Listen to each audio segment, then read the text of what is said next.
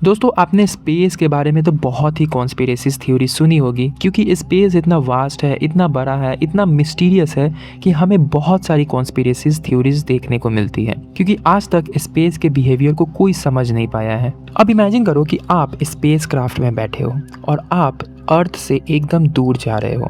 कोई डायरेक्शन नहीं, कोई डेस्टिनेशन नहीं, बस आगे बढ़ रहे हो। अब टाइम आता है कि जब आप सोलर सिस्टम को छोड़ देते हो और आप जाते हो इंटरस्टेलर डीप स्पेस मिशन में, यानी कि आप सोलर सिस्टम से बाहर चले जाते हो। अब जैसे जैसे आप आगे बढ़ते हो जो स्पेस है वो चेंज हो रहा होता है।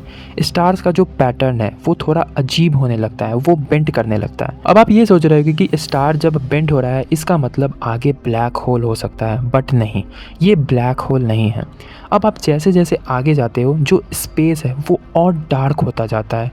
क्यों? क्योंकि अब आपको कोई स्टार्स, कोई प्लैनेट, कुछ नहीं दिखता है, कुछ नहीं, एकदम पिच ब्लैक। अब जब आप बहुत ही आगे पहुंच जाते हो तो आपको एक अजीब सा फोर्स महसूस होता है, एक पुल, जैसे कोई फोर्स आपको खींच रहा हो।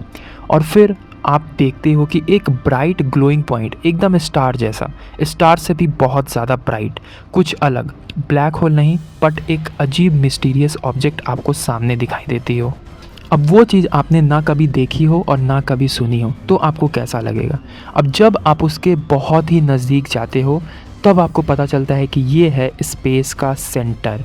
जी हाँ, इमेजिन करो कि आप अर्थ से निकलते हो और आपको स्पेस का सेंटर मिल जाता है। स्पेस का सेंटर कहने का मतलब ये वो पॉइंट है जहाँ से हर चीज़ स्टार्ट होती है, हर चीज़, यानी कि रियलिटी, टाइम, एग्जिस्टेंस, हर चीज़ यहीं से स्टार्ट होती है।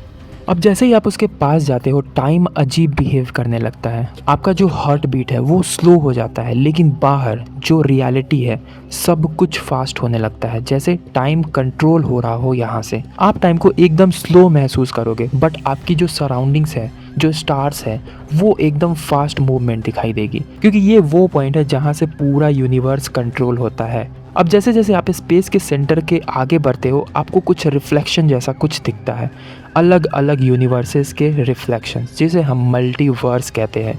हर पॉसिबिलिटी यहीं से स्टार्ट होती है। यानी कि आपने ये थ्योरी ज़रूर सुनी होगी कि हम जो भी डिसीजन लेते हैं उसका एक अलग रियलिटी, अलग यूनिवर्स क्रिएट हो जाता है और वो यूनिवर्स का जो स्टार्टिंग पॉइंट है वो यहीं से स्टार्ट होता है। लेकिन आपके मन में एक सवाल ज़रूर आ रहा होगा कि अगर ये सेंटर है तो फिर आप कहाँ पे हो, आप कहाँ पे एग्जिस्ट करते हो? और अगर सब कुछ इस पॉइंट से कंट्रोल हो रहा है तो क्या आपकी लाइफ भी प्री डिसाइडेड है? अब ये सब सोचते वक्त अचानक से कोई साउंड नहीं, कोई टाइम नहीं, कोई स्पेस नहीं, सिर्फ एग्जिस्टेंस। अब जैसे ही आप ये सब सोच रहे होते हो सडनली सब कुछ वाइट हो जाता है। कोई साउंड नहीं, कोई टाइम नहीं, कोई स्पेस नहीं, सिर्फ एग्जिस्टेंस। और उस टाइम पे आप रियलाइज़ करते हो कि शायद मैं गलत हूँ, शायद स्पेस का कोई सेंटर ही नहीं है। क्योंकि अगर यूनिवर्स एक्सपैंड हो रहा है तो हर पॉइंट सेंटर हो सकता है, जैसे एक बलून की तरह। अगर आप बलून लो और उस पर हर पॉइंट पे आप डॉट क्रिएट कर दो और जैसे ही आप बलून को फुलाओगे तो कोई भी पॉइंट सेंटर पॉइंट नहीं होता है अगर वो बलून एक्सपैंड हो रहा है। सिमिलर केस यूनिवर्स में भी है। अगर यूनिवर्स एक्सपैंड हो रहा है तो कोई भी पॉइंट सेंटर पॉइंट नहीं माना जा सकता है। तो सोचो अगर आप ही सेंटर हो तो फिर बाकी सब क्या है? और शायद सबसे बड़ा सच ये नहीं है कि स्पेस का कोई सेंटर है या नहीं, बल्कि ये है कि हम हमेशा एक सेंटर ढूंढते रहते हैं, एक जगह जहाँ सब कुछ समझ आए, एक पॉइंट जहाँ सब आंसर्स मिल जाए। लेकिन यूनिवर्स शायद आंसर्स देने के लिए तैयार ही नहीं है। वो सिर्फ एग्जिस्ट करता है इनफाइनाइट, बिना किसी बाउंड्री के। और इस इनफाइनाइट में आपकी एग्जिस्टेंस छोटी ज़रूर है लेकिन मीनिंगलेस नहीं है, क्योंकि अगर हर जगह सेंटर हो सकता है तो आपकी लाइफ, आपकी डिसीजंस, आपकी कहानी भी इम्पॉर्टेंट है।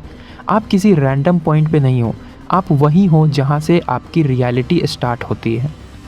तो शायद स्पेस का सेंटर ढूंढने से ज़्यादा इम्पॉर्टेंट है आप अपने डायरेक्शंस को ढूंढो, अपने पर्पस को ढूंढो, क्योंकि यूनिवर्स चाहे कितनी भी बड़ी हो, आपकी कहानी सिर्फ आप लिख सकते हो।